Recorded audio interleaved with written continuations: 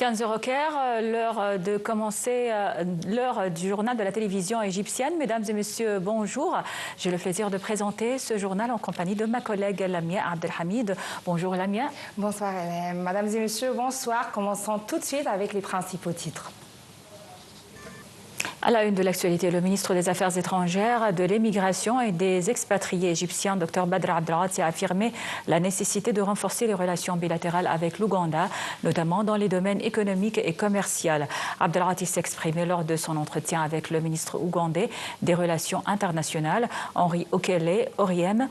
Abdelghati a souligné l'importance de renforcer les projets conjoints entre les deux pays et soutenir le processus de développement en Ouganda à travers l'augmentation du volume des investissements et les entreprises égyptiennes travaillant à Kampala. Les deux ministres ont convenu d'organiser prochainement des consultations politiques conjointes au niveau ministériel portant sur les priorités communes bilatérales et régionales, citant que cette rencontre marque une étape supplémentaire vers le renforcement de la coopération égypto-ougandaise dans les domaines clés pour le développement et la stabilité régionale.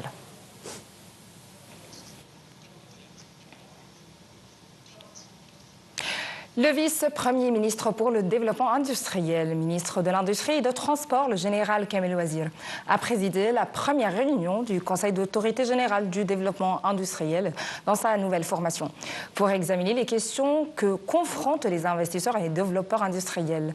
Un nombre des documents concernant les développeurs industriels en Égypte et un nombre des demandes présentées par eux ont été examinés lors de la réunion. Monsieur El Ouazir a affirmé que les travaux sont en cours pour mettre en œuvre le plan visant à faire progresser l'industrie égyptienne, considérée comme moteur du développement, et s'appuyant sur 7 axes. La banlieue sud de Beyrouth, fief du Hezbollah, a été visée ce matin par une série de frappes aériennes israéliennes.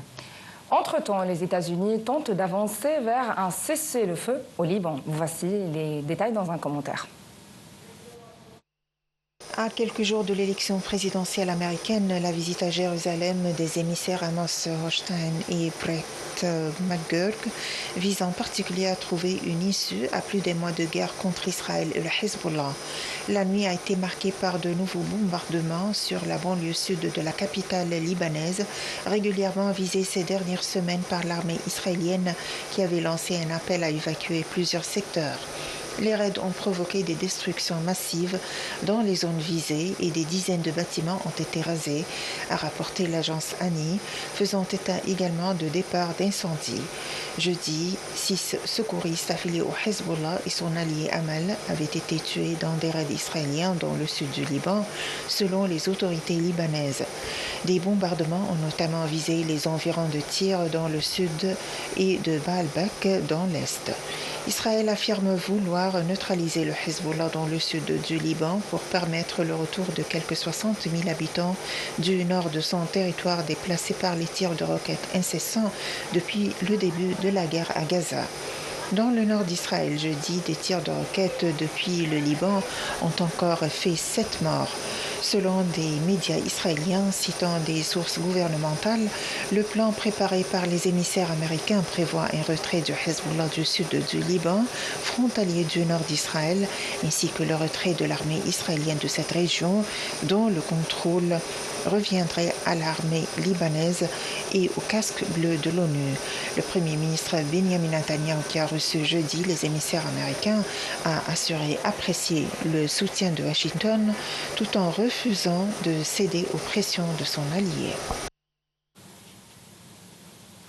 Le bureau du Premier ministre libanais par intérim, Najib Mikati, a nié que les États-Unis eurent demandé à Beyrouth de conclure un cessez-le-feu unilatéral. Il a réitéré la position du gouvernement appelant à un cessez-le-feu entre l'armée israélienne et le Hezbollah et à mettre en vigueur la résolution du Conseil de sécurité de l'ONU numéro 1701.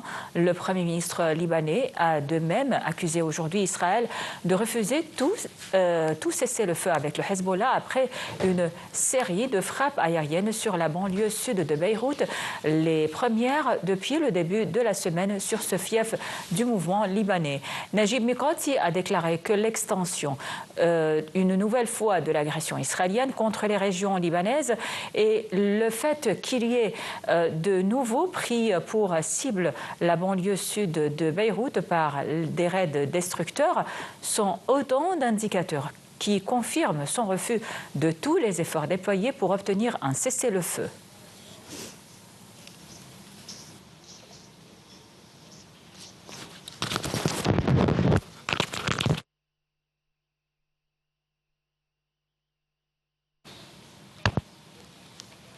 Passant au territoire occupé, où au moins 10 Palestiniens ont été tués dans un bombardement israélien visant la porte d'entrée d'une école utilisée comme abri pour les déplacés dans le camp de Al-Nusayrat, au centre de la bande de Gaza. Et dans le sud du secteur, 3 autres Palestiniens ont été tués et d'autres blessés à l'issue d'un bombardement des forces de l'occupation sur Khan Younes. L'agression de l'occupation israélienne se poursuit pour le 392e jour consécutif, alors que le ministère palestinien de la Santé à Gaza a annoncé aujourd'hui un nouveau bilan de 43 259 morts dans le territoire palestinien depuis le début de l'agression, il y a plus d'1 an. Au moins 55 personnes ont été tuées ces dernières 24 heures, a-t-il indiqué dans un communiqué, ajoutant que 101 800... Le directeur du réseau des organisations non gouvernementales palestiniennes, Amgad Al-Shawa, a souligné que l'armée de l'occupation israélienne œuvre à entraver le travail du système médical et à aggraver la crise humanitaire et sanitaire dans le secteur de Gaza. Ahmad Al-Shawa a déclaré que l'armée de l'occupation cible d'une manière systématique le système sanitaire de la bande de Gaza dès le début de l'agression israélienne atroce sur la petite enclave, et ce, en empêchant l'entrée des aides médicales et des équipements médicaux dans la bande de Gaza, en ayant recours aux atrocités excessives, aux massacres, à l'arrestation et à l'expulsion ciblée des personnels médicaux. Il s'agit aussi pour l'armée de l'occupation de viser directement les hôpitaux, des ambulances et des personnels de la défense civile.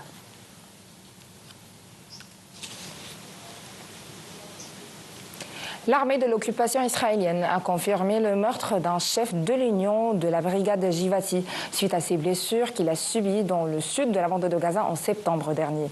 Les médias israéliens ont pour leur part rapporté qu'un capitaine de l'armée avait été tué 2 mois après avoir été blessé lors des combats à Gaza.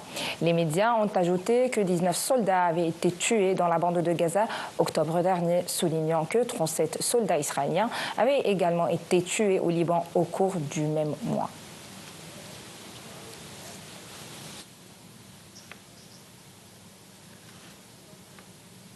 Le rapporteur spécial sur le droit à l'alimentation, Michael Fakhri, a condamné la décision d'Israël d'interdire les activités de l'office de l'UNRWA, décrivant dans un communiqué que cette interdiction devrait conduire à restreindre les relations de l'UNRWA dans la bande de Gaza, en Cisjordanie et à Jérusalem-Est occupée.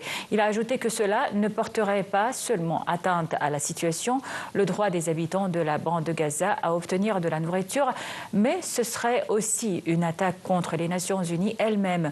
Le patron de l'Organisation mondiale de la santé a d'autre part confirmé aujourd'hui que la campagne de la vaccination contre la polio doit reprendre demain dans le nord de la bande de Gaza, qui est actuellement le théâtre d'intenses opérations militaires israéliennes. Le secrétaire américain à la défense Lloyd Austin a discuté avec son homologue israélien Yoav Gallant lors d'un appel téléphonique des possibilités de réduire l'escalade régionale et d'améliorer la situation humanitaire à Gaza. Austin a souligné que Washington est prêt à défendre le personnel des États-Unis, d'Israël et ses partenaires dans toute la région contre les menaces iraniennes. Les deux côtés ont examiné les mesures qu'Israël prend et doit continuer de prendre pour améliorer les conditions humanitaires désastreuse à Gaza.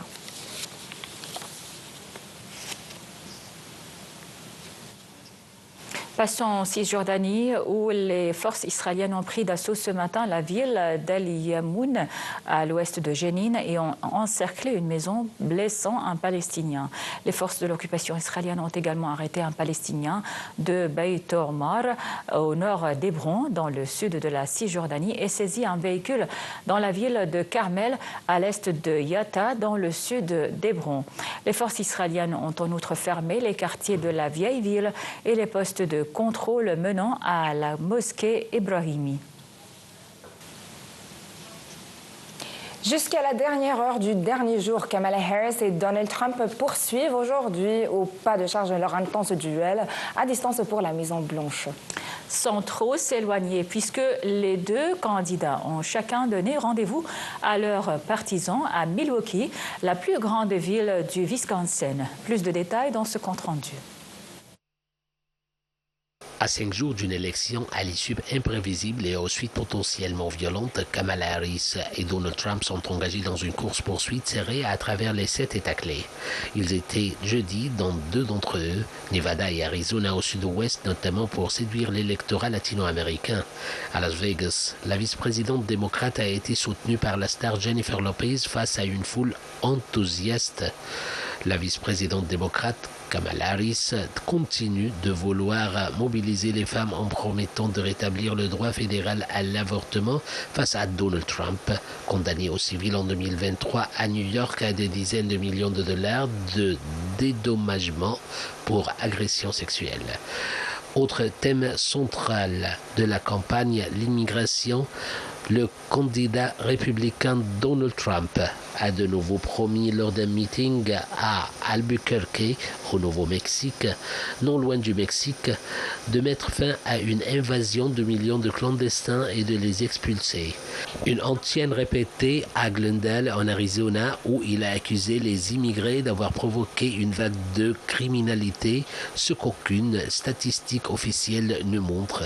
Dans une campagne de plus en plus tendue et observée dans le monde entier, les candidats s'accusent depuis des semaines de fracturer les États-Unis et les sondages les donnent à égalité.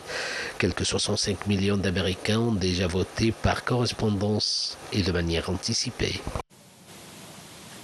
Le secrétaire d'État américain Anthony Blinken a indiqué que sur les 10 000 soldats nord-coréens qui, selon Washington, sont entrés en Russie, jusqu'à 8 000 ont été déployés dans la région de Koursk, en Russie, à la frontière avec l'Ukraine. M. Blinken s'exprime lors d'une conférence de presse conjointe avec le ministre américain de la Défense, Lloyd Austin, et leur homologue sud-coréen. La Russie, qui a équipé les soldats nord-coréens d'uniformes russes, a formé des troupes à l'artillerie, aux drones, aux opérations d'infanterie de base, y compris au nettoyage de tranchées. Pour sa part, M. Austin a averti les troupes nord-coréennes de devenir des cibles militaires légitimes, celles s'engageant dans des opérations de combat et de soutien au combat contre l'Ukraine.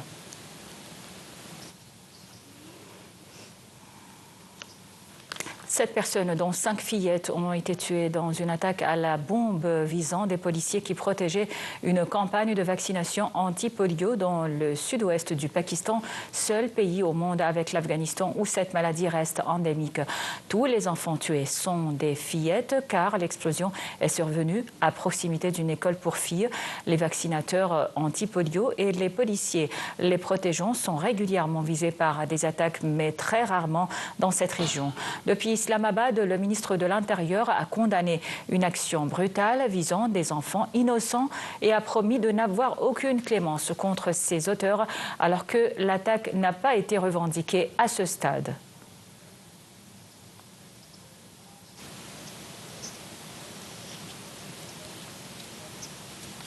Secouristes et services de nettoyage sont en cours aujourd'hui à Taïwan après le passage de Kangri.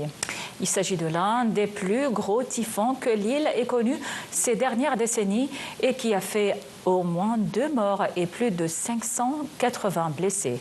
Les détails dans ce compte-rendu. La tempête, accompagnée de bourrasques atteignant 184 km/h et de pluies torrentielles, a touché terre jeudi en début d'après-midi au sud-est du territoire et a balayé l'île entière, arrachant des arbres, provoquant des inondations et des glissements de terrain. Un motard de 48 ans a été tué jeudi par la chute d'un poteau électrique à Taipei et une femme de 56 ans est morte après la chute d'un arbre sur son véhicule dans le comté de Nantou, au centre, a déclaré l'Agence nationale des incendies, tandis que plus de 500 autres personnes ont été blessées. Des recherches sont en cours pour retrouver 4 personnes parties chasser dans les montagnes du centre de Taïwan mercredi. En traversant le détroit de Taïwan en direction de la Chine vendredi, Kangri s'est affaibli pour devenir une forte tempête tropicale. Dans tout Taïwan, le travail et les cours ont repris et les magasins et les restaurants ont rouvert. Cependant, près de 100 000 foyers sont toujours privés d'électricité et 191 vols intérieurs et internationaux ont été annulés. Taïwan est habitué aux tempêtes tropicales fréquentes de juillet à octobre, mais il est inhabituel pour un typhon si puissant de frapper l'île aussi tard dans l'année.